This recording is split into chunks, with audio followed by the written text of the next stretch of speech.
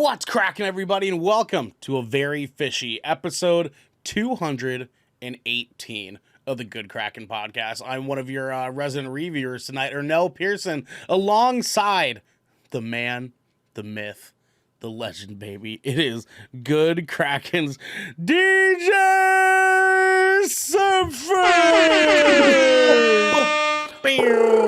DJ, how are you on this fine Saturday, my friend?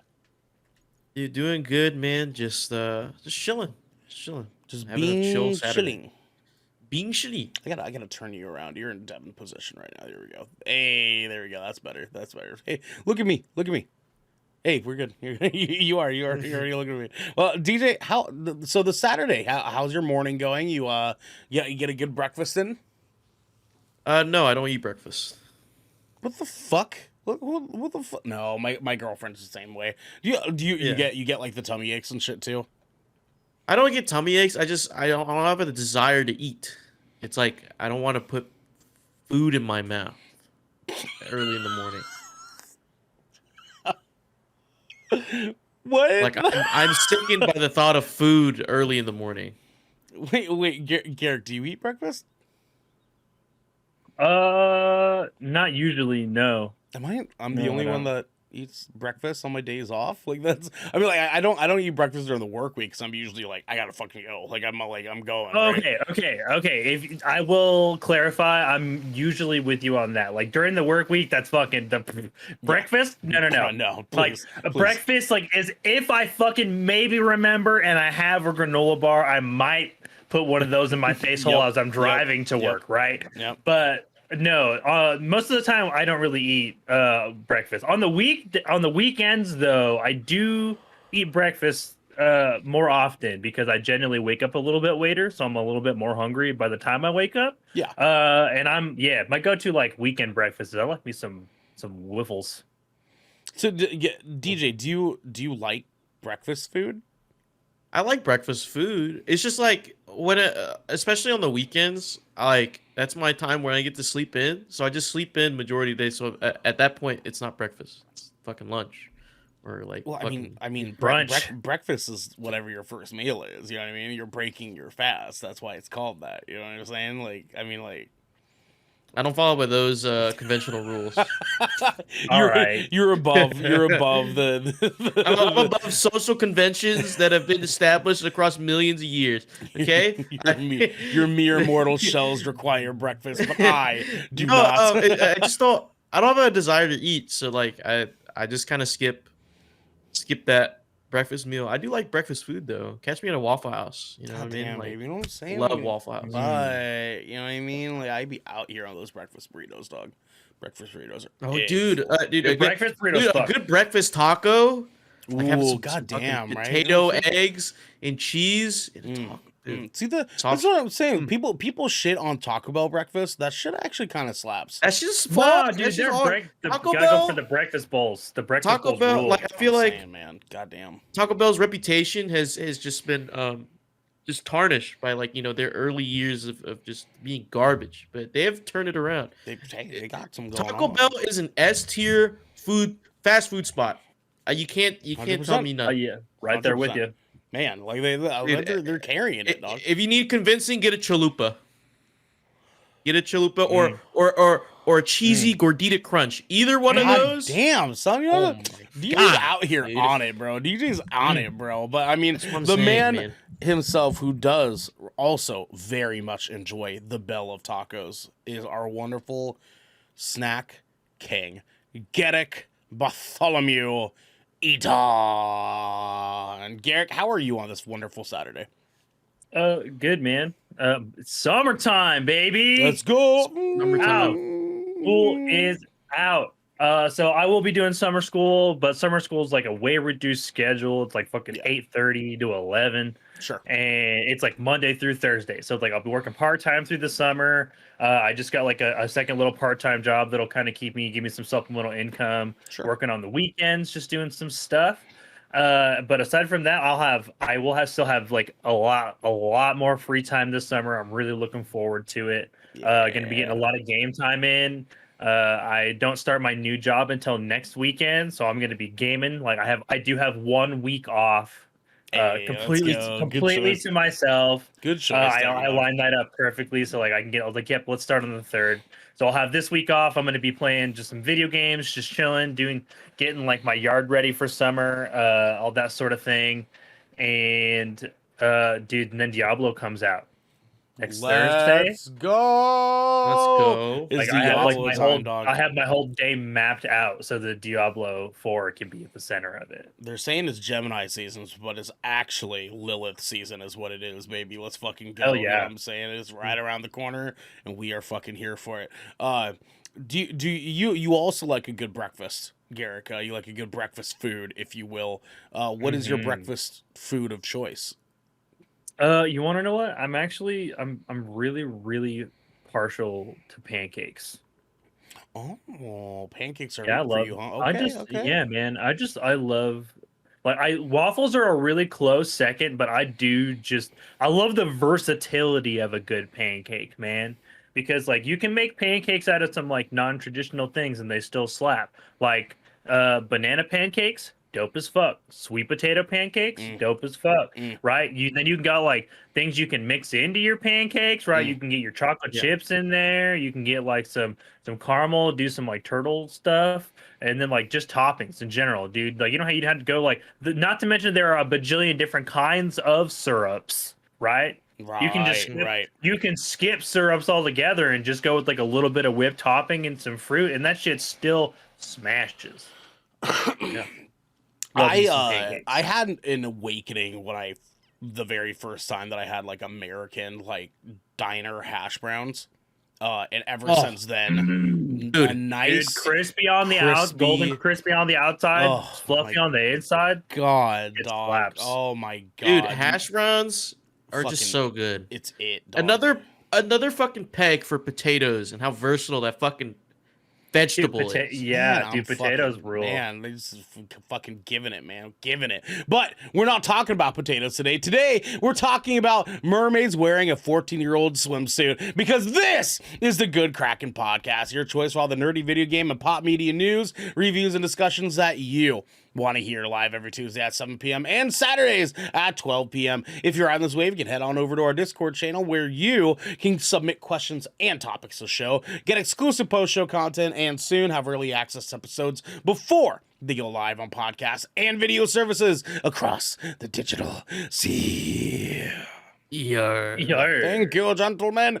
But if you've emptied your pockets for the latest and greatest in entertainment, that is totally fine. You can watch us record this show live right here at twitch.tv/Good Kraken Show. Kraken Show. If you have Amazon Prime, you also have Twitch Prime. DJ, tell them. Prime Gaming. And we would love for you to give that to us to help keep us pushing content out for all of you guys that are listening or watching at home. But you can also support us by going to our YouTube channel, clicking that beautiful bell and big red button, or by subscribing to our podcast channel by searching Good Kraken with an exclamation mark and leaving a review there. Review. Garrick! I saw. We have some captain's orders, my friend. That's my pirate laugh. I've always wanted to have like a thing where like if have a group of friends that just understand if I start the captain laugh, they laugh too. You know what I mean? I'm like, ha ha ha ha ha, and they're like beside me laughing. Like, everybody else will just simultaneously also do the captain laugh. Exactly. And then it will play out, like that bit where like everybody else keeps doing the captain laugh, but you stop and you're like, what are you guys doing? But then they stop. You know what I mean? I want the Davy Jones effect. That's what I'm looking for. Where I'm like, ha ha ha ha ha ha, and then the second I stop, they're just like, huh. It's over. The joke's over. The captain's not laughing anymore. That's what I want. That's what I want in this life. Yeah. Guys, firstly, the newest episode of the Shipwreck Show is officially live for you guys. That is over on YouTube and your podcast service of choice. We got a chance to talk about what superpowers we would want and which comic book heroes we would want to fight them with. So please go in there, check that out. Devin said that he wanted Professor Xavier's mind control And so it was interesting to imagine Devin in a like highly powered futuristic wheelchair. And I had to make that for the thumbnail. So I did notice that. Yeah, it was fucking a good time. I took that picture that I made of like me harassing Devin. But then I took the hood of a Porsche and I turned it into Professor Xavier's. Is that what that is? That's what it is, dude. So I edited it and like did some like Photoshop ninja shit to make it look like Professor Xavier's like 90s wheelchair. It was perfect. I tried to do the movie wheelchair, but you couldn't tell it was that. So I was just like, nah, fuck that, dude. Fuck that. I'll make this happen. So it was working for me. But guys, that's actually hilarious. Hey. I'm a fucking Photoshop wizard these days. You know what I'm saying? I'll make it happen, baby. You want to be Professor Xavier? I'll make it happen for you. Guys, we apologize. What'd you do?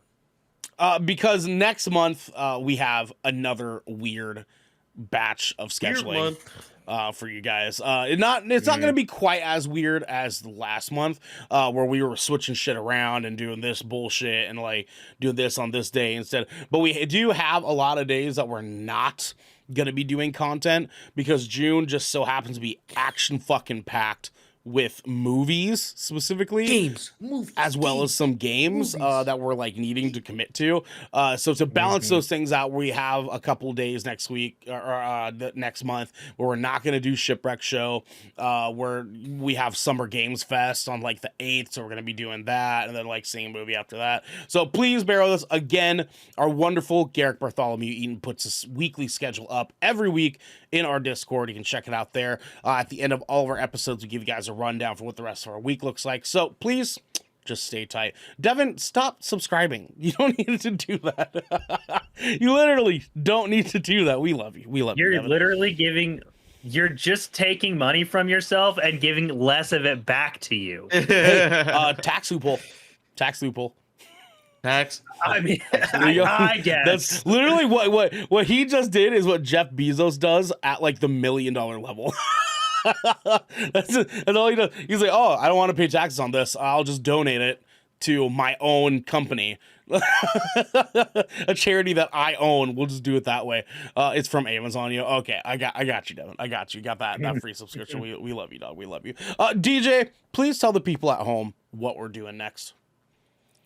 Well, Arnell, the people need to know that they need to protect their necks because we're going to the gallows. The gallows. Protect your neck. Gentlemen, today we are talking The Little Mermaid 2023 review. Oh boy. That's I just love this is going to be such a ridiculous ass review. Just three grown ass. Just three whole ass grown ass men reviewing. I'm happy to go alone, like just to the food. I brought my sister with me. Yeah, I saw it with my daughter. I went by myself. I just see everyone, all these families bringing their kids, like in groups of kids, and I'm just sitting alone, and I'm sitting by myself. DJ's like, bravo, and they're like, what the fuck? Who the fuck is this guy? At the end of the film. Just a long time fan of the franchise. Yeah. Some guy in the front's like, who the fuck invited this guy? Like,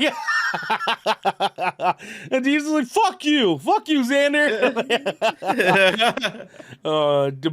Devin, I just didn't go. Jesus. We know, you asshole.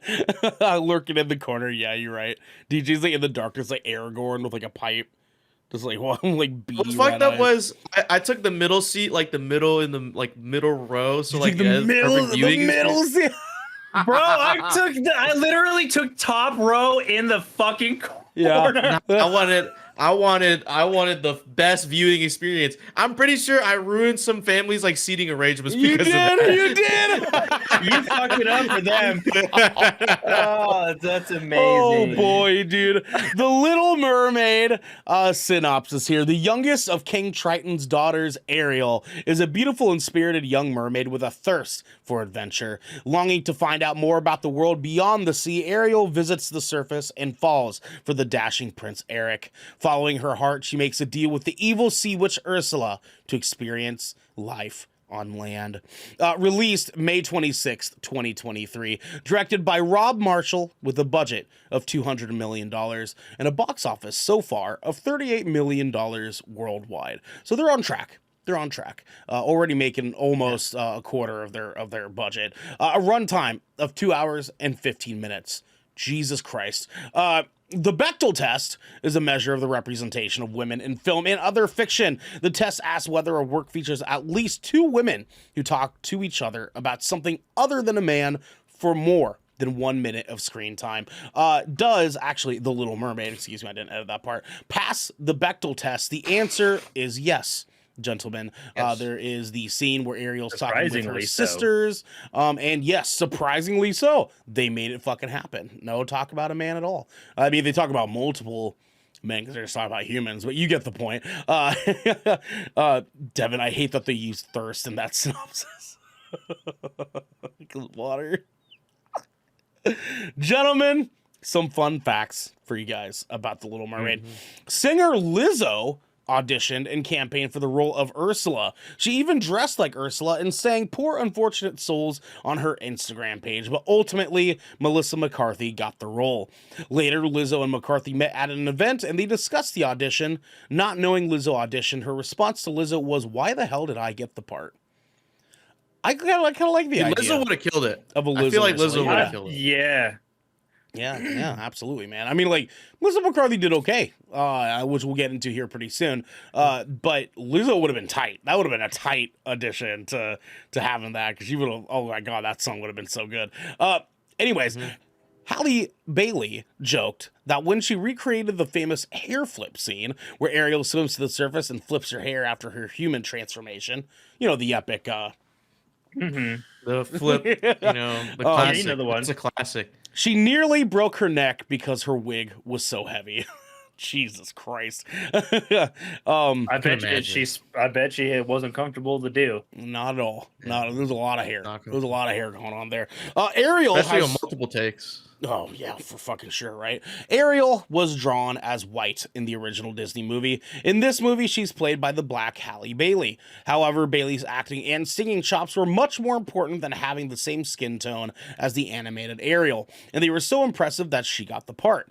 According to the director, Bailey was the first audition they saw, and she set the bar so high that no one else was able to surpass it. They auditioned women of all races and backgrounds, and Bailey rose to the top. They did, however, keep her as a redhead, much to the relief of many fans who considered Ariel's fiery hair color iconic. Director Rob Marshall made it clear that finding an actress with the ability to capture Ariel's personality was the top priority. Great. Fucking great. With that said, let's get into it, boys. DJ, your top level thoughts of The Little Mermaid 2023. You guys are gonna hate me. Are we? I've never seen the original one. Oh, Jesus Christ. Jesus fucking, I've never seen the original animation. Jesus fucking Christ. Okay. I've watched it in passing, like when I was getting babysat at we had like kind of like a community grandma Getting thing going babysat. on. Is that the verb? Getting babysat? Yeah. Yeah, that is the verb. That That is is like, correct. okay. I That mean, is- like, sure, I've never that heard is it that way correct. before. But all right, continue on. Yeah. And I would see it in passing because it's on the TV, but I never watched it. Like I never had a sitting where I watched The Little Mermaid. So all this is kind of new to me. And I didn't know what to expect. I didn't know if anything was changed, or I couldn't tell you. Sure. But I will tell you. I will happily tell you. I've watched this I'll movie know from many, your many guys' times. experience that from your guys' thoughts that But my top level thoughts, I think it was really fun. It was a fun movie.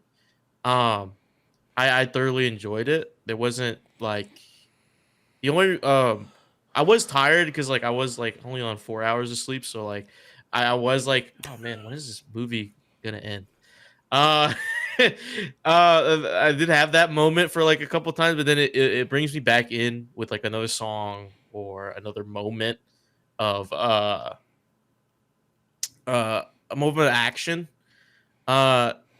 I try to put myself in the mindset of a kid. This movie is terrifying at some points. I would be scared shitless as a fucking kid watching this. There's some points where I'm like, what? This is a kid's movie?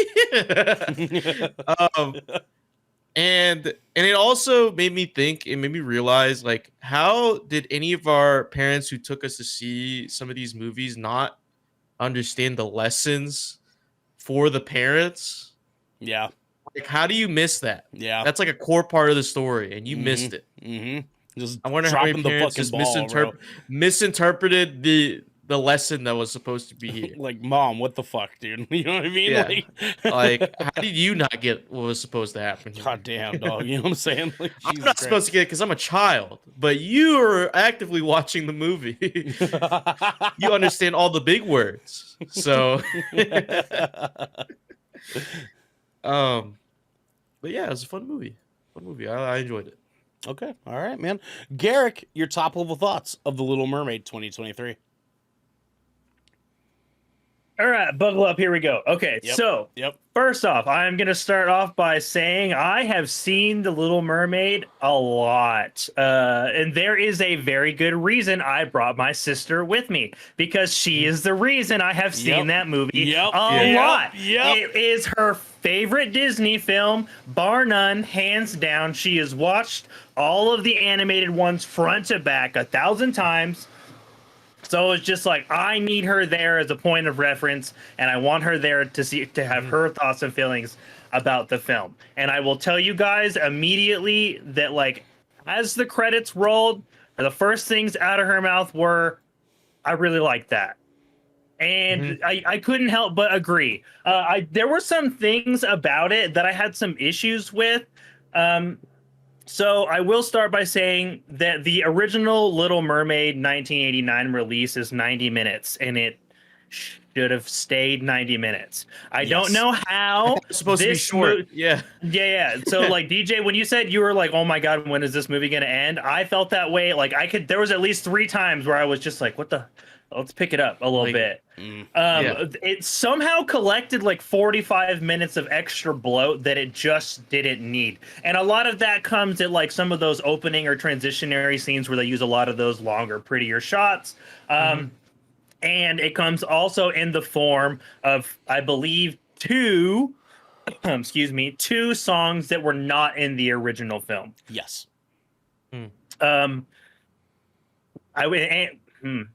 The new additions in song should not have been there. The rap in particular literally felt like it was there just because Awkwafina was cast as Scuttle. And it was one of those kinds of raps where, like, if the individual cast in the role was like a really good fan and just like a genuine fan of the movie and like kind of leaned into it, it would have had a little bit more heart and felt more fun. But this felt really manufactured and out of place for the rest of the movie. You can tell that it was the one that Lin-Manuel Miranda wrote. Like, you can 100% tell. Yeah, and so there was some things there that I was just like, that wasn't great. And there was just some weird things with some of the, like, Prince Eric's original new song that he got was entirely just too long. And the choreography was goofy as fuck, even for a Disney film. Like, bro, why are you stumbling like that? Like, I haven't seen a drink in your hand all film. And there was just some things about it that just kind of like took me out here and there. But at the end of the day, this really was like almost a 1-to-1 of The Little Mermaid. Yeah, no, 100%. Like, they really did a good job recreating it. Almost to a couple of faults in a couple places. This is one thing, and I just gotta say it because it bothered me the whole film the moment I fucking noticed it. They were very quick to establish that it was Prince Eric's 21st birthday, and they never say anything about Ariel'S age, and it bugged me real bad. Yeah. It bugged me real bad. This is the reason it bugged me really bad, because in the original animated film, Ariel is still only 16 years old. Yep. Yeah. And I think they don't mention it in this movie to avoid that controversy. to just say, hey, But if we just keep it felt it weird ambient, otherwise. Yeah, I don't know. They should just say it. Yeah, so like I just feel like because like there was a couple of other moments where they took like very specific time to address like Prince Eric's age or the fact that Scuttle needed to go back up for air when they were talking underwater as a bird. But like, you know, at the end of the day, like there was just some weird things like that I forgot that Disney kind of does with some of their films. Like, why were some of the fish like ridiculously sentient, and then other fish were just getting like whacked off the food chain like left and right, like and like, nobody said or had any feelings about it. I was like, wait, I was like, so that fish really just died, and nobody said anything. But when you saw the mural on the wall in the human castle, you flipped your wig. Like, why did Scuttle just like Scuttle literally just ate a fish and no one said anything?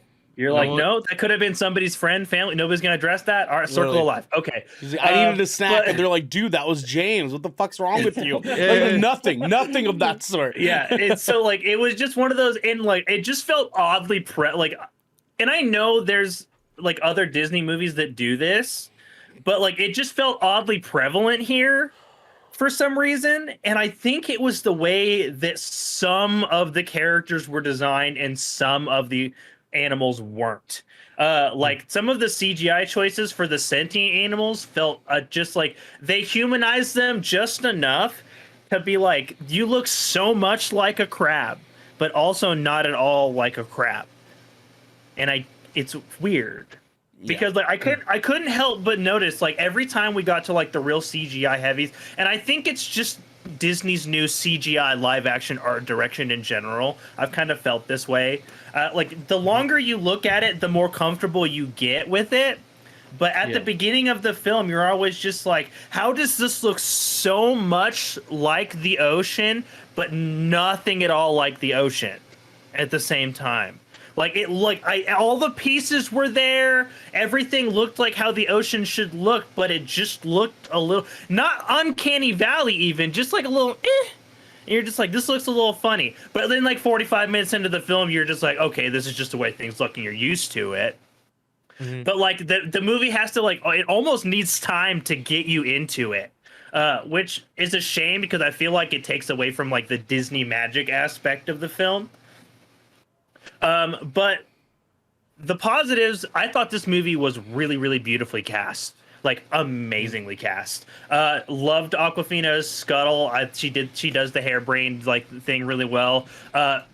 David Diggs as Sebastian, funny. I firmly believe that him and Halle Bailey carried that film like themselves. Prince Eric felt like Prince Eric to a fault. Like he was like, I was like, yeah, all right, you're our token handsome white dude, we get it. But I really, really quite liked Melissa McCarthy as Ursula. Like I really did. Mm-hmm. I thought she did a really, really good job. My only thing that I was, I guess, a touch sad about it with was she basically just did a reenactment of the animated character's personality. She didn't really do much of her own take, and it worked. It really did. She did do like an amazing job. Had the laugh and the voice down so well. But like, it would have been nice to just see a little bit more flair because I do think Melissa McCarthy actually does have some chops, and I really like her. And I think she is quite funny. I just didn't think we didn't get to see quite as much of that from her as I would have enjoyed. But I really thought that the movie on the whole was like really, really well cast, and all of the numbers from the song they transitioned into this one, they all felt exactly how I wanted them to be. Like from Under the Sea to Kiss the Girl to I loved all of them. They all felt exactly like they needed to. Halle Bailey sounded like Ariel from the 1989, like in her voice, in her singing, she was Ariel. She really did channel this character to her core, and she did such an amazing job, and she was the reason that I felt like the movie was as compelling as it was the cast and their ability to recreate the numbers that were in the original animated film. Awesome, man. Yeah, I had some weirdness with this movie. I caught myself many a times sort of like adjusting my rating as moments were happening in the movie. I was like, oh, like so far this is like a 7. Now it's a 6. Now it's an 8. Now it's a 7.5. Now it's a 7. Now it's a 6.5. Oh, now it's an 8. And I kind of like kept doing that until it got to the end of the movie, and I was like, ah. And then on the drive home, I felt myself like thinking about it more, and it was like, oh God, right? Like, and like my thing with this movie is I feel like it could have been a 9 out of 10 experience, but there's so many like death by 1,000 cuts things that happen in this movie where it feels like the Little Mermaid is at war with itself for such a big amount of this movie that is called the first act. The entire first act of this movie is so slow. Like so real. Almost unforgivingly slow. And I point that fault a lot at the ocean setting in this movie, because a majority of anything that has to do with them being underwater just didn't feel right to me. Like there was something about this ocean setting that I was like, this should be pretty and happy and beautiful, and like I should be seeing colors pop and like things happening, but the ocean's so dark in this fucking movie. And like there's like it feels depressing, and I don't know if that was like at the like purposeful to make Ariel feel like, oh, like the world above is so much better and less depressing than the sea that I'm stuck in and living in. And I don't know if that's the case or not, but it was exhausting. It seemed pretty dark in the theater. Like I was like, my eyes were straining. Like yeah. Like I'm like, do they have a vignette like around the screen? It just generally felt like they were like they were like, okay, well this is the ocean. You can't really see things in the ocean. Make it real. And I was like, oh God, no, man. Like I don't like that. Like I want to see everything. And so anything that was involving Ursula was super dark, and you can barely see shit with her with anything, any scene with Ursula in it until near the end. I would start crying watching the movie. I would start crying at that point. Yeah, you're the audience, like 2 people away from you that you just ruined their family trip. Yeah. Yeah. Well, I will say though is that I did enjoy this movie. I did enjoy it, but there's so many little tiny nitpicky things that bothered me about this movie. I actually disagree to an extent with what Garrick was saying, that Haley Bailey is like identical to Ariel. Her singing voice I feel is a little bit extra.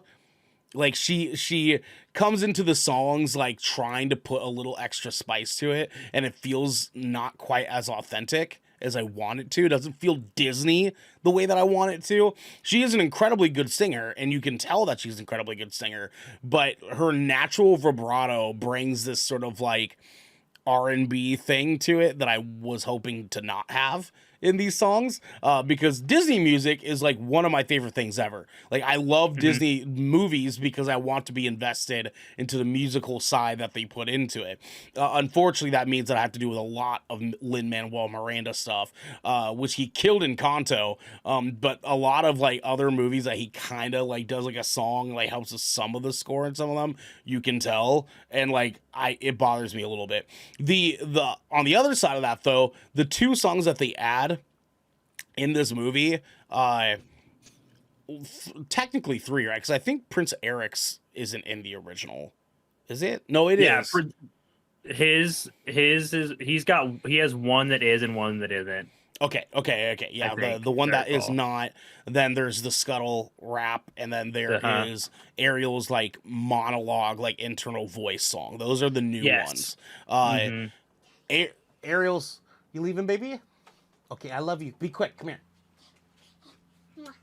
I love you. Okay, be good. The Ariel song for her like internal voice thing was stellar. I love that shit.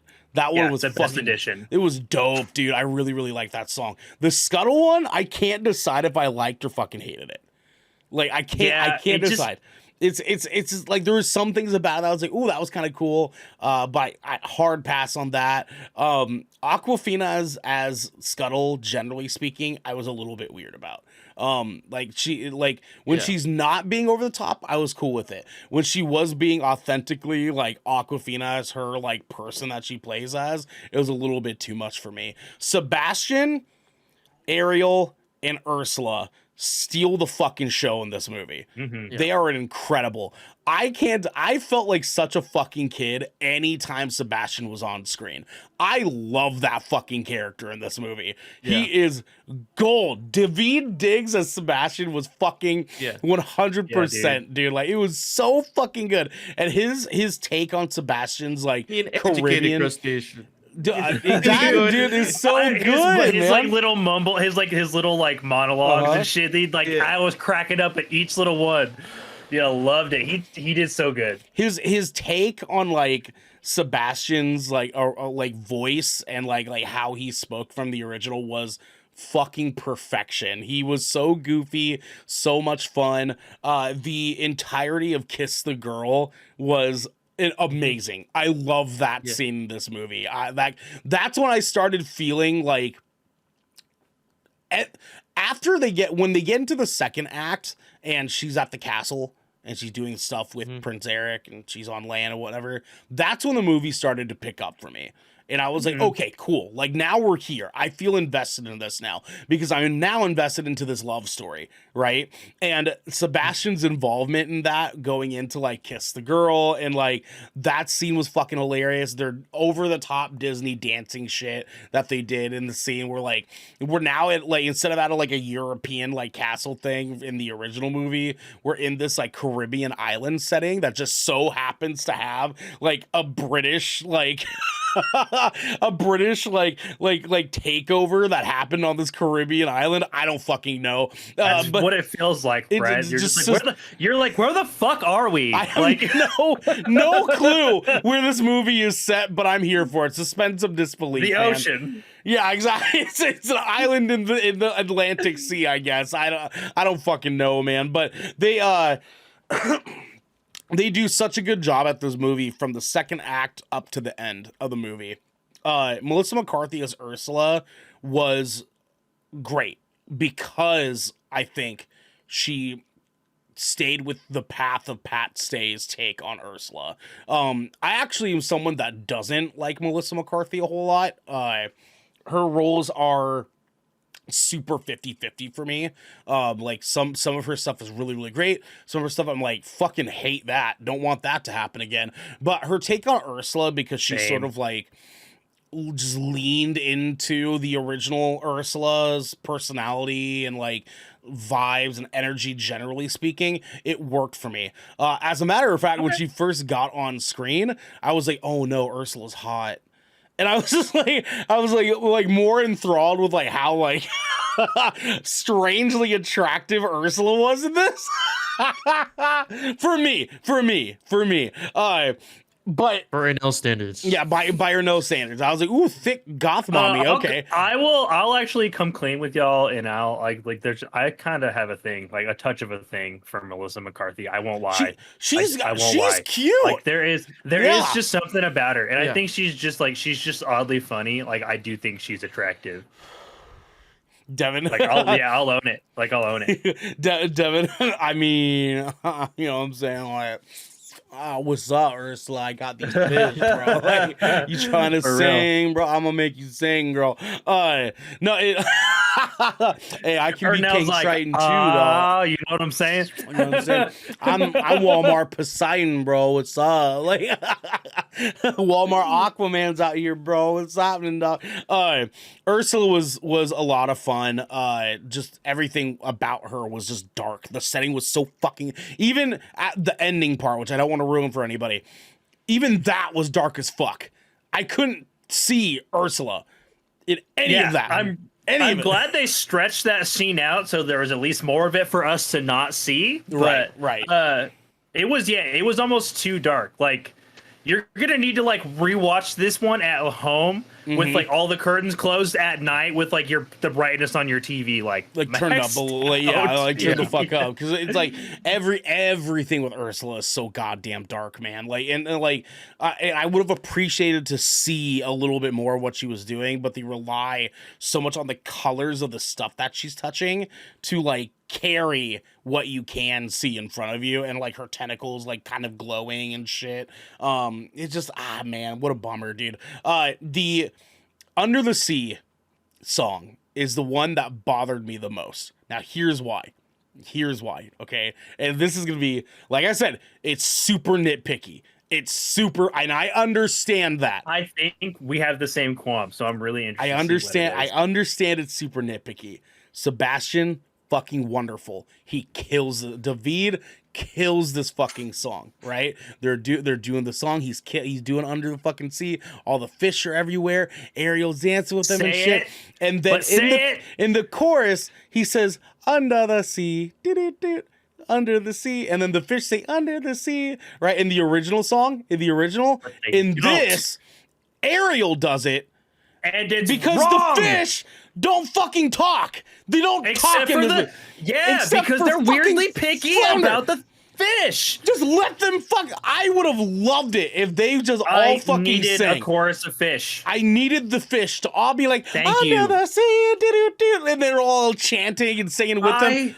God damn it, man. Dude, did you wait? I waited the whole song for it to happen. I wanted it. Give it to me. Every time like a new fish showed up, I was like, yeah, or even the final chorus when everybody was like, we're gonna get it, and then it never happened. And I was just like, what the hell, man? That's the most fun part of the song. Instead, we get Ariel, Haley Bailey, who's out here just like extras, and I'm like, stop! It was so extra. Stop singing that. Stop singing it. It bummed me the fuck out, man. God damn it, dude. But to end things off here, tie it off, because I don't want to take up too much time blabbering my bullshit. This movie is a lot of fun, and I want to give it leniency because it is a kid's movie. To be completely understood here, I'm being nitpicky as fuck. As a movie critic, I understand that like this is super personal. This is a personal ordeal. I don't want to take too many points away because of personal bullshit, okay? I understand it's a kid's movie. This movie is very, very one-to-one of the original. They do a lot of honor to the original one. I maybe would have taken a different Prince Eric, but after a while, it's kind of like, okay, sure, I guess I get it. You know what I mean? Like, sure. You didn't hate him, but you were just like, if you weren't here, like, the movie wouldn't have changed much for me. Well, I didn't put it in, like, the trivia stuff, but apparently we almost got Harry Styles as that would have been way fun. That would have been way fucking fun, but apparently he had an entire tour schedule and they couldn't take fucking scheduling conflicts. Like, God damn it, man. Harry Styles would have been lit for this fucking part. And maybe he wouldn't have been like for half the fucking movie. I'll hold out for him maybe being Flynn Rider in live action Tangled. I'm fucking hoping so, man. So yeah, I mean, like this movie is fun for kids. It's gonna be fun for the family. It's gonna be a good experience. There's just so many little tiny things that I was just like, like this could have been so much more. You guys are right. This should not have been 2 hours and 15 fucking minutes, because you can fucking feel the extra like 30 minutes of movie. I would have given them leniency for an hour and 45, right? They got a little 15 minutes of extra stuff because it's a remake. I would have been totally fucking fine for that. This being 2 hours and 15 minutes is fucking egregious. What the fuck are they doing with these extra 30 minutes? It's like fucking King cut that budget in half, dude. The seafoam scene at the beginning was like 2 minutes long. Dude, the shark scene was so fucking long. Javier Bardem as King Triton had so many underrated. Did good. Super underrated. Yeah, very. He did fucking phenomenal. He's great in everything, honestly. But he had so many moments of just. Dude, for real. And I'm just like, you could have trimmed that out, given us one scene of him doing that, and it's the one with the ending one. Well, the one with the trident. And he's like, "What have I done?" You know, that one totally fine. One and the end scene where he gets to try it back. That should have been the two. Well, literally, we don't need all these ambient. Like, dude, it was almost as bad as like Vin Diesel and Fast X, where he like so many scenes where he's just standing, just you ever just stand and it's just him? And I'm just like, I don't need this like minute of ambiance, right? Because there's so many where he's like, Sebastian, and he's like tapping on his little throne thing, and like they give us 20 seconds of Sebastian walking, and I'm like, I didn't need stop. that. We don't need. You could have literally just been like, oh shit, and then have him flip his way over there, and then like have the conversation in between those. I don't know. There's a lot of fucking fluff in this movie, and it would have behooved the movie to fucking trim a lot of that fucking fat, and they just didn't. They didn't. But we're also not going to trim a word from our sponsors. This piece of good Kraken content is brought to you by Glide mousepads. The world is changing, and the demand for PC gaming and work from home setups has never been as wild as it is right now. Having the best of the best in PC accessories only makes it easier to get your work done before you jump right back in to the fray of the digital sea. And Glide knows exactly how to make that happen for you. Glide Mousepads is the future industry leader in mousepads, offering beautiful, smooth, waterproof products made with eco-friendly materials and non-slip rubber in a variety of sizes that are guaranteed to help you get that next win.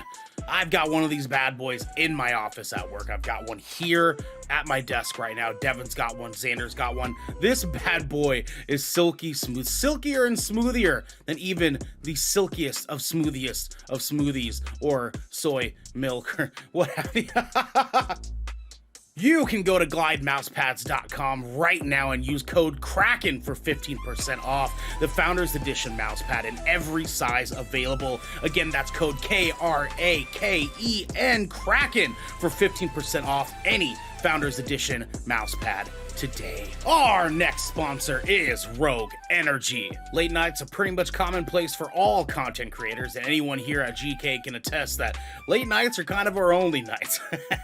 Luckily for us, though, Rogue has figured out exactly how to give those late nights and even earlier mornings the supercharge that we all need. Rogue Energy is a low-calorie, no-sugar energy formula that is the perfect alternative to sugar-filled canned energy drinks and sodas. Every formula Rogue Energy produces is designed with optimal levels of high-quality ingredients and no chalky textures. Again, we don't want that. We don't want that. Being the only gaming drink company in the world with 4 unique product lines to suit your task at hand, Rogue Energy strives to improve the in-game performance of gamers, streamers, and content creators around the world. Now, I know that we've been riding this train for a long time. You might be tired of us talking about this. You might not be tired of us. You might want to just support us anyways. And you know what? For those that do support us, we love you. But the best way to support us right now is to grab yourself a big old cup of Joe. When I say Joe, I mean this Rogue Energy stuff. I need you waking up first thing in the morning with a big old shit to get a big old shit going. Oh, wow. You grab your Rogue Energy cup. Okay, you dip that bad, you just scoop that bad boy right on there. You give that bad boy a shaky dakey, you know what I'm saying? And then you're out the dang door, okay? You need this beverage in your life. I cannot express that enough. You can head on over to rogueenergy.com and use code GKRAKEN for 10% off any purchase of shaker or formula tub of your choosing. That's GKRAKEN for 10% off any shaker or formula tub that you would like. Now, back to the episode. What's poppin', everybody? We are back. So, my first question for you guys that I want to dish your way here is, it's a Disney movie, right? We finally got a live-action Disney experience that was willing to lean on the music. DJ, what was your favorite song in this movie? I liked all of them like equally. I'd say like all of them are really okay. Fun. Especially like I mean like I know some of them, like Under the Sea is like classic, right? But some of them I it was genuinely like my first time like listening to it like all the way through. I do agree like the rap was felt out of place, like in that sense, like, or not out of place. It felt like it's there because Aquafina is there. It's I'm just like, God damn it! It's like, such a bummer I because was like, oh my God, are you serious? I know she's Are you rapping, serious? but Sebastian doing it with her for a moment, I was like, Yeah, it's kind it's of like, fun. okay, Like, it's they're like, not God bad. damn it, man! I Like, thought I was like, is this what they have Aquafina on for? Like, is that God all? damn it, right? God You damn know, it, man. but I like Kiss the Girl. Kiss the Girl was great. I think that's my favorite one out of all the ones. Like the setup was pretty cool, and the visuals during that in the lagoon were really nice. Um, I do have to say though, Flounder is really weird looking. I don't like Flounder. That's I the hate that Flounder's in this goddamn movie because he basically isn't, but he is. He got snubbed Like as a they character. snubbed his ass so Yes. fucking hard. and he looks like a real fish, and I just can't imagine like words coming out of that fish's mouth. Dude, and they gave him this little dude, for real. They gave him this like little boy voice, right? Because he sounds like a fucking 8-year-old Yeah. boy, but his his mouth movement is the equivalent of like those wall trout things that we used to see when we were kids, and they turn off the wall and they sing and shit. It looked like that, dude, and it was it felt unnatural, and I was like, why? Like, okay, maybe do some creative liberty, hit a Sonic movie and like touch it up a little bit so he looks like he's saying some of these words. But it was like Flounder's the only one one of the characters where I was like, yeah, no. And you mentioned that because he's in the yeah. Kiss the Girl scene, right? He's Yes. just like randomly is there. He's singing along. He's kind of like he offsets Aquafina's like raspy singing voice. So like it made it sound better. Yeah. Yes. And the Flounder is there to sing, so it like cuts through that, and like you don't hear it as much. It doesn't seem as jarring. So I like the addition of Flounder in that aspect. But is Prince Eric, like, was he adopted as well in the original story? No. I don't think so. No, I don't think so. Which was interesting. He's adopted. They could have just. I don't understand why they didn't just make him black. I think that was a weird plot choice to justify the queen. Yeah, Queen killed it. I like the Queen. They kind of use it as like a plot beat to justify the Queen being black, and then him wanting adventure. He just like doesn't feel right in that world, and the only way to like make a human in this setting feel like they're lost in this world is to make them a foster fucking child, I guess. Because like, I don't know. It was I was like, huh, that's interesting. Or you got foster childed into like a really rich ass. Like that story doesn't. That added lore doesn't help move the story along. No. So I just kind of felt like it was just lost upon me, like hearing that, oh, you're adopted, and then seeing that his mother is black. I was like, is he black? Like, I was like, damn. And then they explain it. You know what I'm saying? Like, what? No, he's not mixed. He ain't mixed. Yeah. Garrick, what was your favorite song in this movie, my friend? I have a couple that I really like. There was just some things about it. Okay, because I've seen the original. There's only one that I understood and forgave the lyric change on, and that was for "Kiss the Girl," just because of the song. And it was honestly a really subtle lyric change, but like I really wanted to say that "Poor Unfortunate Souls" was my favorite, but Lin-Manuel Miranda rewrote some of the fucking lyrics for no good goddamn reason, as far as I can fucking tell. Like, that was one song that didn't really need it. Yeah. And which was weird. Like, because like I'm sitting there singing along in my head, and then like all of a sudden I can't anymore. I'm like, what the fuck? That's not what that says. Yeah. Like, the rescore was definitely weird for that. And it was on a couple of songs. I was like, oh, okay. But yeah, so I would, if it wasn't for that, it really would have been like my favorite song would have been Poor Unfortunate Souls. I just like that song. But I really got to agree with DJ. Like my favorite song was Kiss the Girl. Like I really liked that David Diggs just got like that highlight song again, right? And this one just felt a little bit more in line, a little bit more heartfelt than the Under the Sea song. I liked the visuals in this one a lot. It was probably like this and like the finale of Act 3 were like probably my favorite CGI moments of the film. They were really, really cool, especially getting to see the live action recreation of that animated scene, which they did a surprisingly good job at. Like, and it was terrifying by making it feel like real and making it feel like surreal at the same time. It was really good. I loved Kiss the Girl, and like honestly, I genuinely think I actually might like David Diggs' interpretation of Sebastian and like better than the original. Yeah, same, dude. Big time same. And it hit for me because of the songs. Like his take during the songs felt better. Yeah, 100%, dude. I agree. Kiss the Girl was it, man. Kiss the Girl was the fucking slapper in this fucking movie. It felt like a Disney song. They didn't do like too many changes that would take away from like what it was authentically. They're sort of like singing together felt harmonious in the right ways too. Kiss the Girl was fucking outstanding.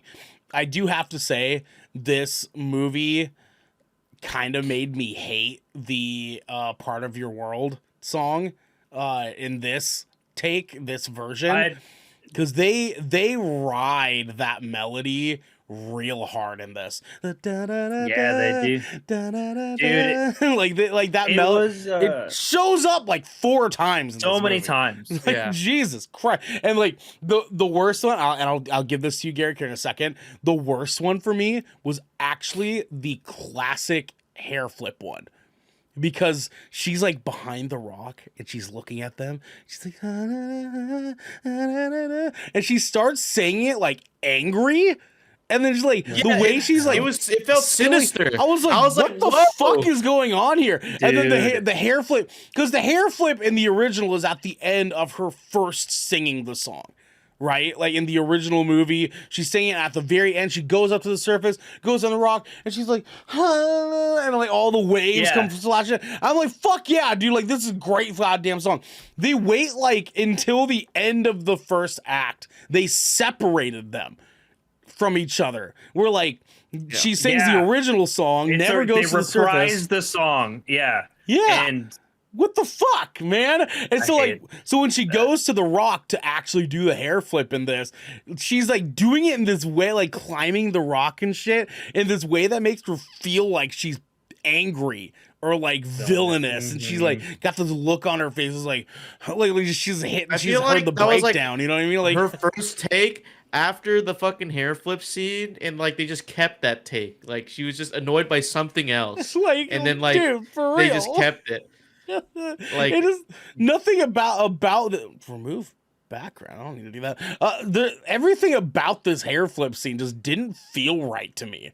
Like, I wish they would have just kept it as part of the original. The way when she like the water splash and like she moved like forward onto the rock, I felt weird. I felt weirded out. I was like, I don't know what it is. She looked like I know it's a kid's movie, but it felt oddly, unusually sexual for no reason. She climbs like she like on the rock, like she's doing like dips, right? And she's like, you know what it felt like? It felt like I'm like, Jesus, you know Christ. It felt like you know when like parody movies try to parody like a sexual scene, like that's what it felt like in that moment. You know what I mean? Yeah, dude. Like, that's what it felt like, and I felt uncomfortable. I'm like, whoa, it made me feel uncomfortable. I don't know why they added that scene in. They wanted to keep that. It felt like maybe it's just me, because like I'm not a fucking kid, so like you know what I mean? Like I don't have virgin eyes, so like you know what I mean? Yeah, like, but just remember, neither were the people that made this film. Yeah, 100%. Right. So, but my next and last question, and any of us can fire off here. I don't have anything to give to either of you directionally with this question, but we also in this movie get the remake scene moments of Ursula's avatar coming out. So Ursula turns into a human to run hands with Ariel, right? She's like, what's up? But she never does that, unfortunately. But this avatar, did you guys also feel like they could have just not done that? Because it like either they needed to extend this avatar shit with Ursula being like human, or they needed to just cut it the fuck out of the movie. Because it just felt useless to me at the state that they gave us. Garrick, you did a gesture. Go ahead. So the thing is like that was like literally a key plot point in like the original animated film, but because of like I'm literally looking at the song list, and like I can say for sure that so Wild Uncharted Waters, like that one, performed by Prince Eric, like not in the song. That was like almost a 5-minute song, like for fucking real. Yep. Then Poor Unfortunate Souls was longer because of the rewrite, right? And then we've got the addition of For the First Time, really good addition. That was actually the better one. That's the monologue song. The monologue song, yeah. Right? And then we've got the Scuttlebutt, and then we've got like there's a couple other songs that in there that are like score rewrites that literally just add that 45 minutes of fluff, and it took away from that scene so much. I felt like that we could have taken 5 to 10 minutes off of any other portion of the film, preferably that first act, and that should have been longer because they literally skipped. Like I understand that like it was like I don't know, it just felt like there was a whole afternoon of like build up that we could have got between her, like whoever played the avatar of Ursula and Prince Eric, and like, and she literally showed up, did 2 things, and was like gone in like 5 minutes. And you're like, okay, yeah, dude, for real, because her name's Vanessa. We can refer to her as Vanessa, the avatar for Ursula. It feels like he finds her, and then it's the next day, and they're having lunch, and that's when the climax happens. I wanted like they have dinner together, and she's like hugging Prince Eric, and she's like doing the like Michael Jackson Thriller thing, where she's like, I wanted that shit. I wanted the beef with each other, right? And then it's unexplained because Ariel can't fucking talk, and she's like trying to tell Prince, no, don't do it. And he's like, oh, did you fucking save me, bro? Yeah, I was waiting for that. I'm not mixed. I'm an orphan. Like he just like he just never fucking happens, dude. God damn it, man. DJ, what about you? Did you feel it was pointless? What would you have wanted out of the Vanessa? Yeah, because like I from what I remember, I guess like I was trying to predict like with how the story is going. I'm like, there should be a scene where like she's trying to argue with Prince Eric about Vanessa while she's not talking. Like I felt that scene coming, and it never did. And I was like so confused. And then like all of a sudden we're like into the last act of the film, and we're like, whoa, like we're hitting the climax like already. I'm like, okay, wow. I mean, I agree. Like it should be. It's either we forego the Avatar thing, or we extend it so there's a little bit more meat there to chew on. Because I was like, well, that was pretty fast. Like that kind of happened like really quick. Was the 3 days thing in the original one like three days? Yes, yes, okay. It is. Yeah. So they have like a day for setup where she like gets found. They take care of her. The second day is like this big date day. In the original, they do it strictly in just the castle. They don't leave the castle in the original. Like, well, they do, but it's not like the whole. It's minimal. Island. Yeah, the time dilation in this compared to the animated version feels a little funny, specifically in the transition from the second to third act. Yeah. Yeah. But like they kill it in this one as far as like the date stuff and like everything that had to do with like the land world. And then we get like the ending. The ending felt right. The ending felt okay. The climax for everything felt wonderful. Even after that climax, the ending of this movie felt right. Yeah, I was fucking dying though at the very end of this movie with King Triton. And he like force pushes. And you're like, bitch. And then it pans out, you're like, bitch, that's a speedboat. Like, they just, they go, they're moving. And I was like, wow, they're still moving. They're still moving. They're still moving. I'm like, how are they doing? And dude, they side pan and you can like all but see the engine in the water essentially. Dude, the end of this movie is the most SpongeBob SquarePants ass scene I feel like I've ever seen in a live action movie ever. And everyone was clapping in our theater and I was dying. I was dying in my fucking seat. I was just fucking stop, dude. Claps this movie. Oh my god, this movie got a fucking standing ovation, man. And in my theater, kids were popping the fuck off and shit. Like they were like, like freaking the fuck out in there, dude. There was also a lady that was like unabashedly taking pictures with the flash on in our theater. And I was like, would you fucking get out of here? Who does that, man? The hell? Like, selfie, and we saw like there was big a lady flash. taking pictures like next to the movie poster, like before you get into the fucking auditorium, and that was fine. But like inside the theater, and it was like random, dude. It was like during the part when like Ariel just got her voice back, and like we get the snaps a photo. You're like, what the fuck was that? It was like the non-reveal of Vanessa and Ursula thing, and then out of nowhere you just see a flash, and I was like, what the fuck? Who? Anyways, DJ, should people see this right away, and what is your rating? If you have kids, nieces, or nephews, I feel like you should. Little small children, go see it. It's a fun movie, like fun adventure to go have. It is long, longer than expected. So understand that we will be there for 2 hours. Yep. That's for damn sure. But it's a fun movie. If you've watched the original one, I'd say like go watch this one. I think it's a great watch. Like there's a few things like that we talked about which is nitpicky. But I thoroughly enjoyed the movie, and I would like to give it an 8.5 out of 10. Oh wow, that's much higher than I thought that's you would do. very Jeez, generous. Wow. Yeah. Okay. All right, I like it. Garrick, should people see this right away? And what is your rating? I'm torn on this one, on the seeing it right away at the very least. I do think this is like, if you have seen Disney live action remakes and you don't hate them, you're not one of the people that just like scoffs at them immediately. Yeah. Right. This is probably worth like at least checking out.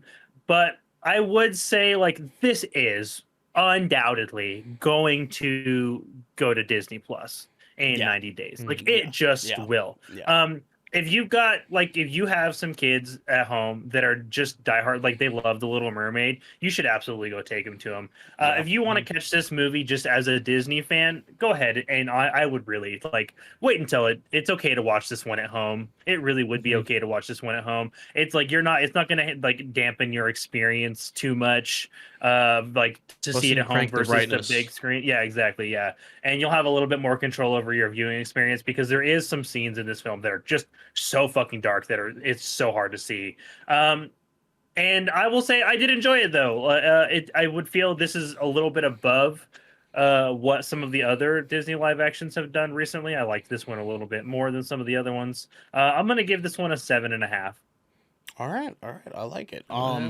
So yeah, I mean, I think that if you have kids, this is definitely a great family theater experience. I know that my daughter lost her fucking mind when I told her, hey, we're gonna go see The Little Mermaid. She was fucking ecstatic because The Little Mermaid is her favorite animated Disney movie, and so she was just fucking light years away from me as far as being in love with this shit.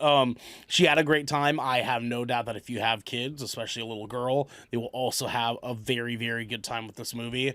I think it serves itself well as a family movie. If you are just a Disney fan, as Garrick said, and you enjoy Disney movies, if you're again not one of those people that fucking just pisses in the wind towards live action Disney movies, then you're gonna fucking hate this if you're that person. But if you're not that person, just wait. It'll be on Disney Plus. You can watch this at home. I don't think that this movie is necessarily worth seeing for $20 almost. As far as like a movie theater experience, I almost want to say you might have a better experience at home, just so you can have the comfortability for it. Yeah, I don't think that there's any too much of a rush here. This movie is gonna get a 7 from me. I think that this movie is fine.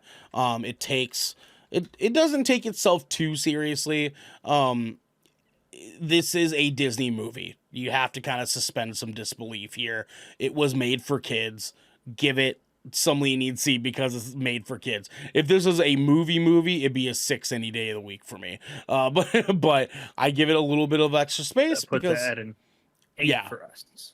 Yeah, that'll put us at an 8. Well, I mean, it put. Well, because we don't wait.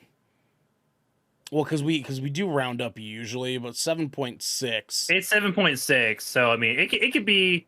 Yeah, we'll give it an 8. We'll give it an 8. I'm fine. Yeah. I'm okay with an 8. I can bow down to that.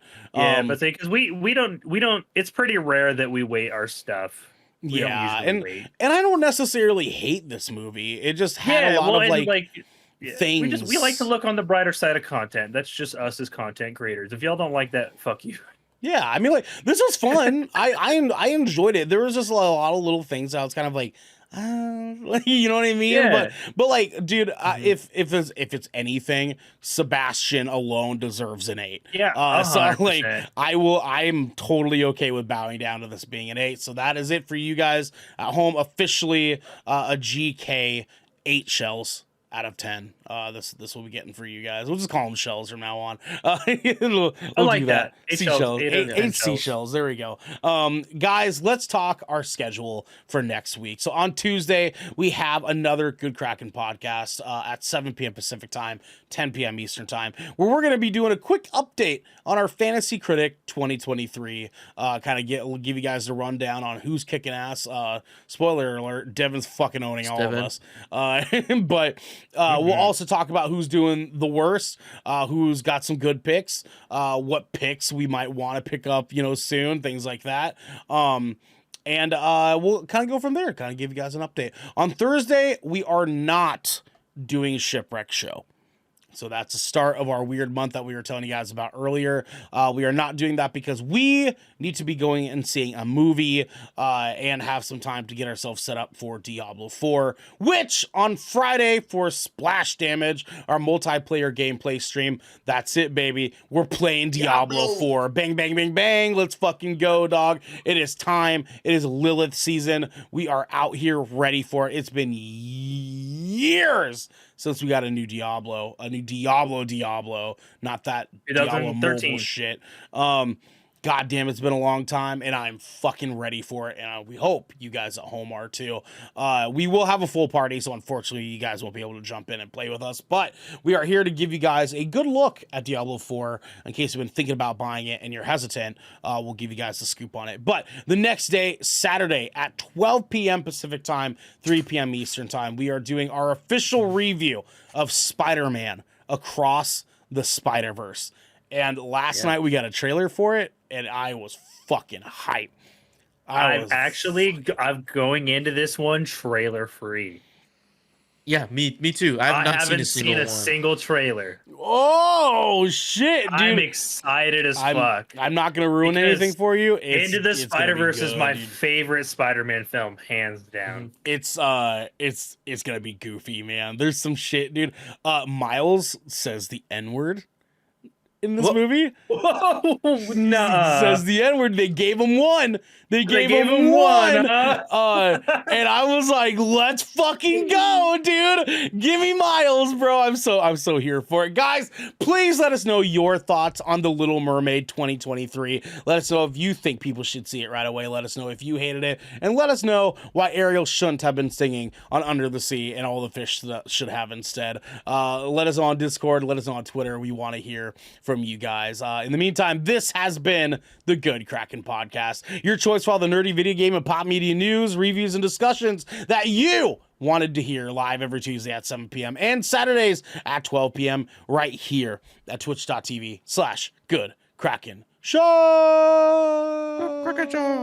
If you enjoyed the show, you can head on over to our Discord channel where you can submit questions and topics to the show, get exclusive post-show content, and soon have early access to episodes before they go live on podcasts and video services across the digital sea.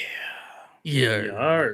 You can also support us by going to our YouTube channel by clicking that beautiful bell and big red button, or by subscribing to our podcast channel by searching Good Kraken with an exclamation mark and leaving a review there. Review. We gotta get going on out of here, everybody. But until next time, my friends. I don't know. Give me something. Give me something. Oh my God! Christ! Another sea. Another sea.